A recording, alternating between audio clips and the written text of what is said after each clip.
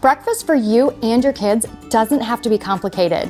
Whether you need grab and go or a quick breakfast before virtual school starts, don't forget the healthy classics. Instant oatmeal is partially cooked and then dried, reducing its microwave time to about 2 minutes. Look for unsweetened oatmeal to keep sugar and calories at bay while providing whole grains, fiber, and protein. Before you push down that slice of bread, flip the package over and check the ingredients list. The best bread options read whole wheat or whole grain as the first ingredient.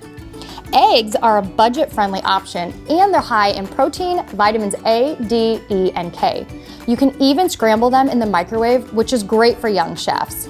Have a little more than 5 minutes? Hard boil eggs in advance so they're ready in the refrigerator when you're ready to go for breakfast. These options are all great on their own, but they're even better paired together. Combining carbohydrates, protein, and fat provides fuel to get you and your kids through the day.